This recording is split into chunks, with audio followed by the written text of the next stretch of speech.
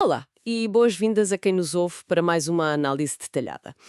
Hum, Hoje a nossa missão é mergulhar na transcrição de um vídeo que confesso que me deixou bastante pensativa. Sim, um tema denso, mas muito necessário hoje em dia. Sem dúvida. É um vídeo do canal de YouTube Aperture e o título original é The End of Intelligence and the Rise of Ragebait, ou seja, o fim da inteligência e a ascensão daquele isco digital criado de propósito para nos enraivecer. Aquela armadilha de cliques que mexe com o sistema nervoso. Exato, esse mesmo. E o nosso grande objetivo para esta sessão é tentar descodificar as razões profundas pelas quais a sociedade moderna parece estar repleta de pessoas cronicamente defensivas e tóxicas. Bem, vamos desconstruir isto. E eu acho que a melhor forma de ilustrar o nosso estado atual é usar o famoso fenómeno das panquecas no Twitter. Ei, o tweet das panquecas. É um exemplo que capta a essência da internet de uma forma que é, ao mesmo tempo, hilariante e profundamente trágica. É que é mesmo. Para quem não está familiarizado, a premissa é assustadoramente simples. Na internet de hoje, se fores a uma rede social e escreveres uma frase perfeitamente inofensiva como "eu gosto de panquecas", O desastre está anunciado. imediatamente o primeiro comentário a surgir vai ser inevitavelmente de alguém a gritar: "Então estás a dizer que odeias waffles?" Sim, com pontos de exclamação e tudo. Claro. E a pessoa que escreveu o post original fica ali a olhar para o ecrã a pensar: "Mas de onde é que isso veio?" É uma frase completamente nova. E o que é fascinante aqui é a psicologia por trás dessa reação exagerada. O vídeo sublinha algo muito importante. Nós andamos todos com uma espécie de armadura emocional semi-vestida. Nós já saímos da cama pré-irritados. Pré-irritados. Essa expressão é perfeita. É que já não precisamos de um evento traumático para desencadear a raiva. Pode ser uma notificação no telemóvel, ou um título de uma notícia que lemos na diagonal, ou até uma interação perfeitamente banal no mundo físico. Como aquela clássica situação do supermercado. Exatamente. Imagina que estás na fila do supermercado e a pessoa de trás toca-te ligeiramente com o carrinho de compras. No mundo normal, isso resolvia-se com o peço desculpa e um sorriso. Mas hoje, Hoje, a reação imediata é muitas vezes um olhar fulminante, como se, sei lá, a nossa integridade física tivesse sido alvo de um ataque premeditado. nem mais. Ou no trânsito, não é? Oi, o trânsito é o melhor barómetro para isto. Quando sinalizamos com o pisca para mudar de via e o carro do lado, que ia super devagar, decide acelerar a fundo só para nos bloquear a entrada. A questão central que o vídeo coloca é precisamente essa. De onde vem esta hostilidade instintiva? É muito fácil para nós apontar o dedo aos algoritmos e dizer simplesmente que o Mark Zuckerberg ou o TikTok destruíram a sociedade. É a desculpa mais conveniente. É, mas o argumento central do Aperture desmonta essa ideia de que a culpa é exclusivamente da tecnologia. Os algoritmos lucram com a nossa divisão, sem dúvida. Eles são o acelerante. Mas não são o combustível. Exato. O combustível real é a nossa própria programação tribal. Aquela biologia milenar que está agora a colidir a 200 a hora com uma arena digital que não tem fronteiras nenhumas. Nós fomos desenhados para viver numa tribo. Não fomos desenhados para o Twitter. Pois, e recuar no tempo ajuda imenso a perceber esse peso da tribo, não é? Os seres humanos são tribais por defeito. O vídeo explora como, no passado, a identidade não era algo que tu acordavas e te escolhias. Não havia tempo para isso. Claro que não. Não havia aquela crise existencial moderna do tipo: quem é que eu quero ser quando for grande? A identidade precedia a crença. Era uma herança absoluta. Eles dão aquele exemplo maravilhoso das antigas tribos escandinavas. Onde o lugar da pessoa na sociedade estava literalmente cravado no nome. Sim, se o teu apelido era Schmetzan, tu eras à letra o filho do ferreiro. Acabou. O debate interno terminava aí mesmo. A tua vida estava traçada. E o vídeo até traz isso para um contexto mais contemporâneo, que é brilhante, dando o exemplo do futebol no Reino Unido. O exemplo do Arsenal. Isso. Se nasceres numa cidade ou num bairro inteiramente dedicado a apoiar o Arsenal, não tens de decidir se gostas de futebol ou qual a filosofia desportiva com que mais te identificas. A identidade de adepto do Arsenal é-te incutida desde o berço. Ou seja, pertencer ao grupo é a prioridade número um. O que a pessoa realmente acha sobre as táticas do treinador é secundário. Completamente secundário, a crença vem depois, apenas por acréscimo, para justificar a pertença àquela tribo. Mas repara numa coisa, quando ouvimos isto, soa incrivelmente restritivo para os nossos padrões atuais de liberdade individual. Nós hoje prezamos imenso a nossa individualidade. No entanto, as fontes sugerem que havia um conforto psicológico imenso nisso. Um conforto enorme. Esse sistema pode parecer-nos asfixiante hoje, mas criava uma coesão social inquebrável. Havia uma clareza de papel. Sabias ao que ias? Sabias perfeitamente. Gerava lealdade, proteção mútua, uma rede de segurança que hoje só vemos romantizada naquelas séries de época como o Bridgerton. Adoro a referência ao Bridgerton. Mas é verdade. Sabias exatamente com quem podias contar e o que a aldeia esperava de ti. Não havia esta exaustão mental de ter de curar uma identidade pública diferente todos os dias. Mas claro, a análise alerta fortemente contra a nostalgia cega, porque esta hipercoesão tribal cobrava um custo brutal. Um custo elevadíssimo. A punição para quem ousasse sair da linha era severa. Exato. A sobrevivência da tribo dependia da conformidade absoluta. Se ousasses discordar do pensamento do grupo, o preço a pagar era muitas vezes a própria vida. E eles mencionam exemplos históricos claríssimos, como os julgamentos das bruxas de Salem. Onde qualquer desvio mínimo da norma resultava em histeria coletiva e na forca. Ou pensa nas cruzadas. É a prova acabada da atração terrível que o ser humano tem pela violência. Desde que seja justificada em nome da tradição e da proteção da tribo santa. A nossa biologia recompensa-nos neurologicamente por atacarmos o outro para proteger os nossos. O que nos empurra diretamente para o grande choque com o mundo atual. Nós crescemos a pensar na globalização como um fenómeno puramente económico, não é? A ideia clássica dos manuais de geografia. Navios de carga, acordos de comércio, eu tenho petróleo, tu tens tecnologia, vamos fazer negócio. Mas a globalização moderna é muito mais do que isso. É um fenómeno esmagadoramente psicológico e o impacto da internet mudou as regras do jogo. É aquilo a que chamam de colapso do contexto. Imagina a nossa mente primitiva desenhada para lidar com uma aldeia de 150 pessoas com exatamente os mesmos valores. Todos a pensar da mesma forma. Sim, e de repente somos forçados a uma intimidade implacável com as culturas, crenças e morais de todo o mundo, tudo ao mesmo tempo num ecrã de 6 polegadas no nosso bolso. A nossa bússola moral entra em curto-circuito total.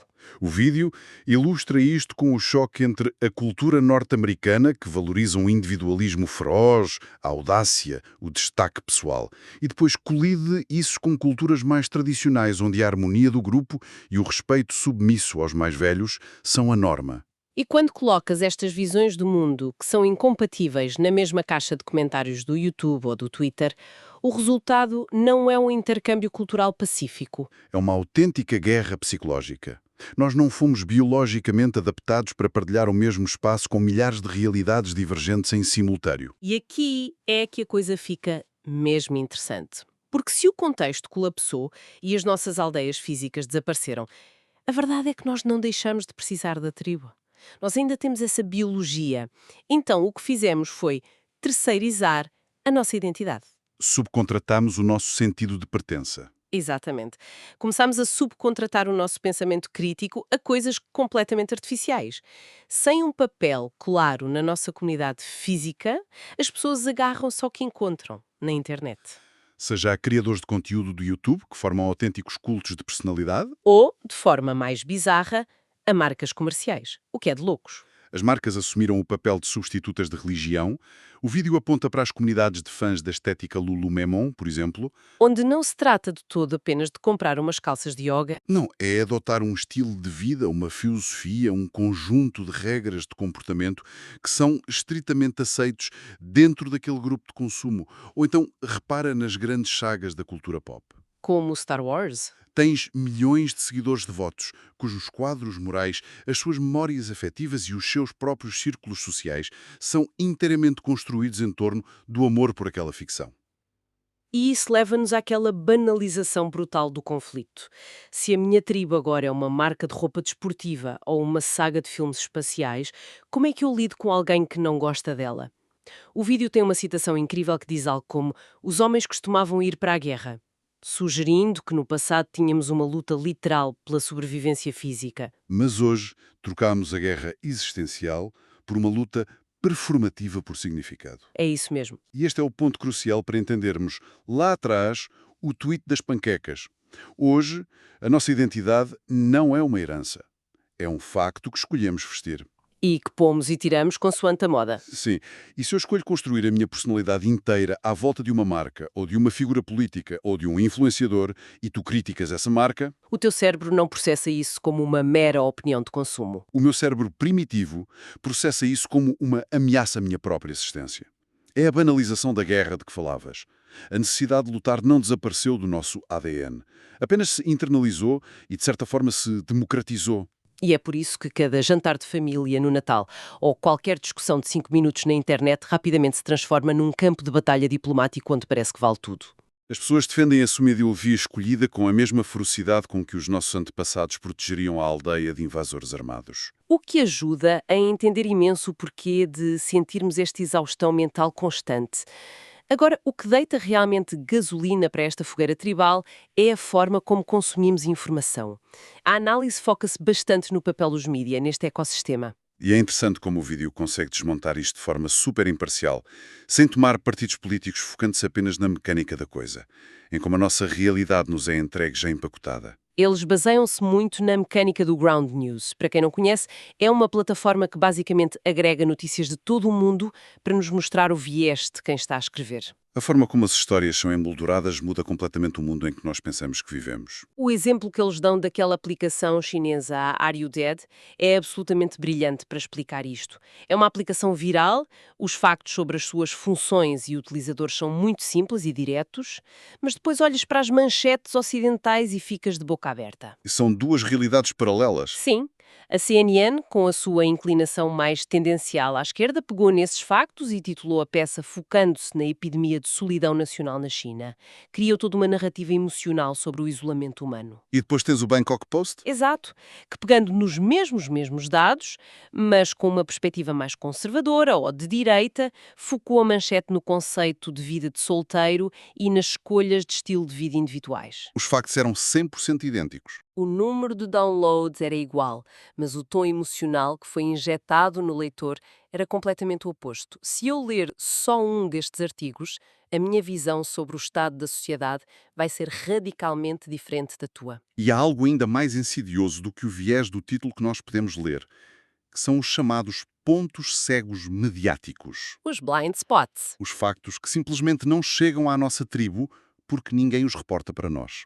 A análise destaca um relatório bastante substancial da ONU que alertava para a probabilidade de a inteligência artificial vir a agravar significativamente a desigualdade de riqueza no mundo. Um tema que é crucial para o nosso futuro. Um tema vital. Pois bem, os dados do Ground News mostraram que este relatório foi virtualmente invisível para quem consome a informação apenas nos extremos.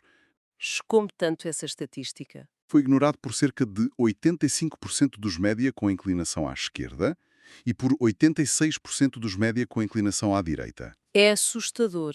Mais de 85% de omissão de ambos os lados da barricada. Sim, a esmagadora maioria da cobertura mediática deste relatório, mais de 70%, foi feita exclusivamente por fontes consideradas de centro. O que isto ilustra perfeitamente é que, se nós nos fecharmos numa única bolha ideológica só para nos sentirmos quentinhos e seguros com a nossa tribo, ficamos com ângulos mortos gigantescos na nossa visão do mundo. A falta de múltiplas perspectivas não nos torna mais informados e seguros das nossas convicções. Torna-nos infinitamente mais manipuláveis. Deixamos de ver o mapa inteiro. E se os mídias ocidentais, na nossa sociedade pluralista, acabam por lucrar com esta fratura constante e com estes pontos cegos, se ligarmos isto ao panorama geral, o que é que acontece num sistema onde o Estado pura e simplesmente não permite essa divisão pública? E é aqui que o vídeo dá um salto muito interessante para analisar o caso da China atual. O contraste é gigante. É enorme. A China tem mais de 1.400 milhões de pessoas. Do ponto de vista demográfico, aquilo deveria ser um barril de pólvora de fraturas sociais, de tribos e de caos cultural, certo? Seria o esperado. Mas o que se observa de fora é uma imensa coesão fabricada. Em grande parte, claro, isto deve-se ao facto de a etnia Han constituir mais de 90% da população atual, mas a explicação vai muito além da demografia. O Estado chinês suprime ativamente com mão de ferro as guerras culturais que dominam o Ocidente. Não há cá espaço para o Twitter do Ocidente. A expressão individual é forçosamente subordinada à vontade e à imagem do coletivo. O exemplo que deram do desporto ilustra isso na perfeição. É muito revelador. Como funciona o desporto de alto rendimento na China? Não interessa minimamente se o miúdo é sobredotado e, individualmente, tem o sonho de ser jogador de ténis ou de basquetebol. O sonho individual não tem peso. O Estado avalia as aptidões físicas dessa pessoa e decide de forma clínica qual é o desporto em que ela será profissional, em nome do prestígio nacional nas Olimpíadas, por exemplo. E mais, não se fica por aqui. O atleta não tem qualquer liberdade. Esse atleta não tem a liberdade de ser uma personalidade polémica nas redes sociais. Exige-se que mantenha relações públicas impecáveis. A identidade individual não tem qualquer margem para criar atrito com a grande tribo, nação. O Estado esmaga o indivíduo para garantir a paz pública e uniformidade. As fraturas não desaparecem da natureza humana dos cidadãos chineses, óbvio. Elas apenas são varridas para debaixo do tapete, para fora da praça pública, pela força do Estado. Exatamente. O que nos obriga a olhar para nós, nas sociedades ocidentais, com outros olhos. Na Europa Ocidental e na América do Norte, nós escolhemos um modelo diferente, escolhemos um modelo pluralista, escolhemos celebrar as diferenças, tolerar múltiplas crenças religiosas e seculares e elevamos os direitos do indivíduo a um patamar quase sagrado. E o vídeo faz um reenquadramento brutal aqui. Faz mesmo. Nós queixamos-nos constantemente do caos, das guerras culturais, dos debates exaustivos e da fricção diária. Mas isso não é uma falha do sistema democrático. É a sua característica fundamental. É pura e simplesmente o custo operacional do pluralismo. É o imposto que temos de pagar para permitir que dezenas de tribos diferentes partilhem o mesmo espaço público sem se começarem a destruir fisicamente como acontecia no passado. O problema não é haver fricção na internet. O problema, e este é um dos grandes alertas do vídeo, é que esse custo operacional está a tornar-se insustentavelmente alto, porque nós mudamos a forma como lidamos com a fricção. Estamos a assistir em tempo real à morte da empatia. O debate público deixou de ser uma troca de ideias e transformou-se num desporto sangrante focado no entretenimento. Sem dúvida. O vídeo aponta as raízes mais recentes dessa mudança lá para 2016. Esse ano foi o grande ponto de viragem. Foi o auge daquelas batalhas online entre os ativistas extremamente indignados. Aqueles que muitas vezes são rotulados de guerreiros da justiça social. Sim, e do outro lado, tiveste uma facção inteira que construiu identidades e carreiras lucrativas no YouTube com o único propósito de ridicularizar friamente esses ativistas. Com compilações de pessoas a chorar e a gritar. O que resultou dessas batalhas épicas nas caixas de comentários foi que toda uma nova geração, adolescentes que estavam a crescer com a internet, aprenderam uma lição terrível de comunicação. Eles aprenderam que a agressividade, o sarcasmo e a humilhação do outro são as únicas métricas que captam a atenção. A gramática mudou por completo. O insulto tornou-se a nossa pontuação diária. A interrupção passou a ser a forma padrão de diálogo. E chegamos a um ponto em que o conteúdo da discussão já não interessa absolutamente nada para ninguém. Aí entramos no domínio da hipocrisia e da falsa moralidade. O que a análise sugere é que muitas pessoas hoje em dia já nem precisam de acreditar genuinamente nas causas pelas quais supostamente lutam online. O que importa é sinalizar virtude. O virtue signaling. É usar as palavras-chave certas no momento certo para mostrar aos restantes membros da tribo que se tem a opinião correta, garantindo assim status, likes e proteção. É um comportamento assustadoramente semelhante ao dos antigos inquisidores religiosos. A comparação que eles fazem é de facto muito certeira. Estes modernos guardiões da moralidade estão perfeitamente dispostos a fechar os olhos e a encobrir os piores comportamentos dos seus próprios líderes ideológicos ou daquelas celebridades favoritas que adoram, desde que essas figuras continuem a repetir a cartilha do grupo. Ou seja, eles sentem-se os bons da fita, não porque fazem efetivamente alguma coisa de bom na vida real. Não é por ajudarem o vizinho ou fazerem voluntariado. É simplesmente porque sentem que têm o poder social de punir quem pensa de forma diferente na internet. É o poder da punição usado como a prova definitiva de bondade. E é isso que alimenta esta famigerada cultura do cancelamento. Nós apagamos completamente da nossa cultura o conceito tão básico e humano de que as pessoas erram, aprendem com os erros e se redimem. Hoje não há perdão possível. Não há perdão.